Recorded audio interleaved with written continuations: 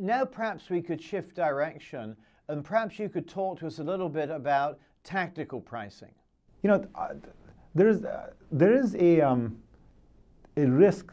in many businesses that you may end up thinking about pricing as purely a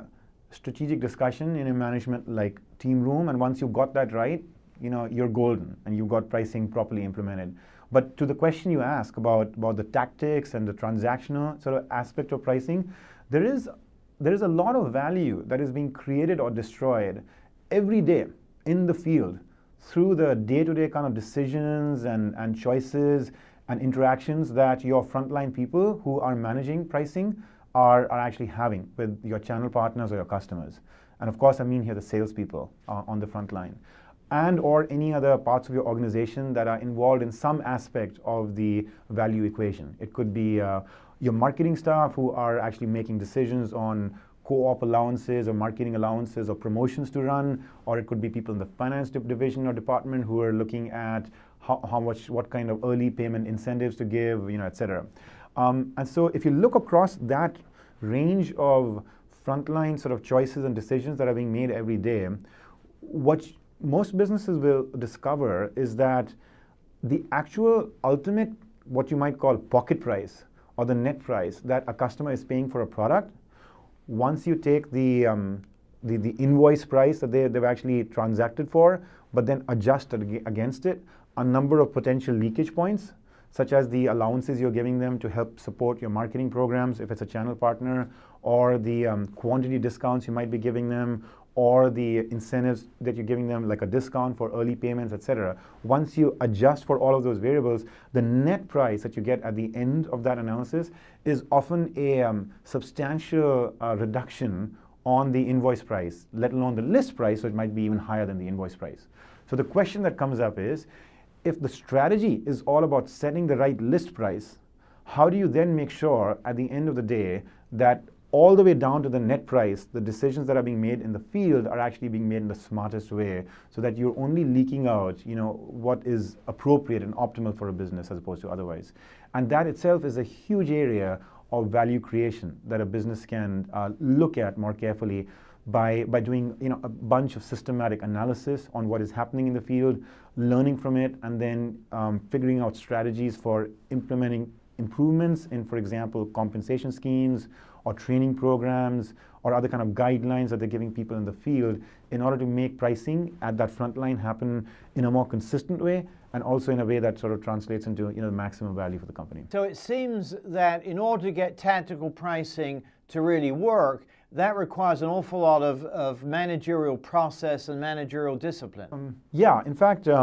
one of the challenges with transactional, the transactional or tactical level, is that it's not very visible to managers. And so, for instance, one analysis I would recommend to any business to do is to take some of their larger accounts and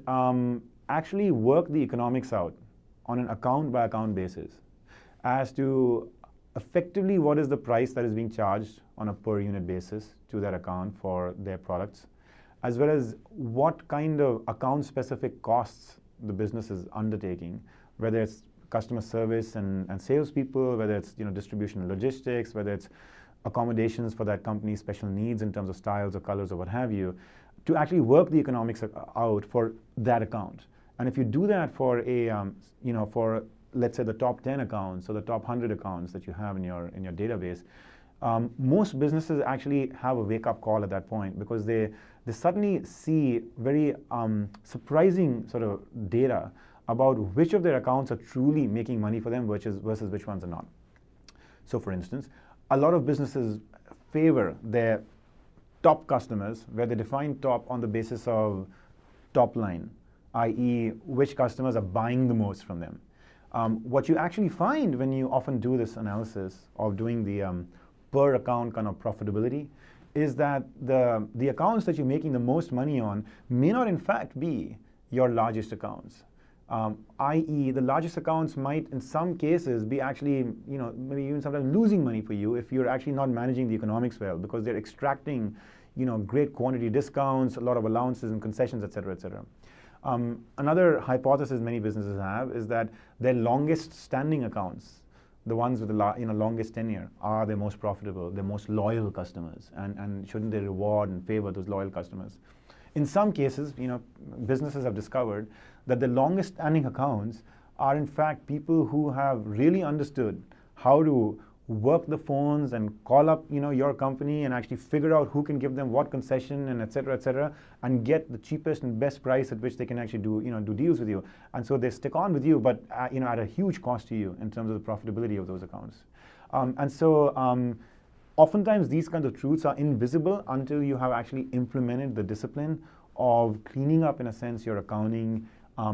carefully working the economics out, following the costs all the way through an account level. And once you start discovering these discrepancies between what your belief system was and how you were behaving in the market, which accounts you were favoring, and what the data is actually telling you or where you're making money, then you can at that point step back and start crystallizing a number of strategies for how to change the world for yourself, how to favor more those accounts that are actually making money for you, how to grow more accounts into more profitability, et cetera, through a combination of the kinds of things you were saying, like compensation, like sales force behavior, like the specific policies and customer service account management sort of practices that you engage in, et cetera.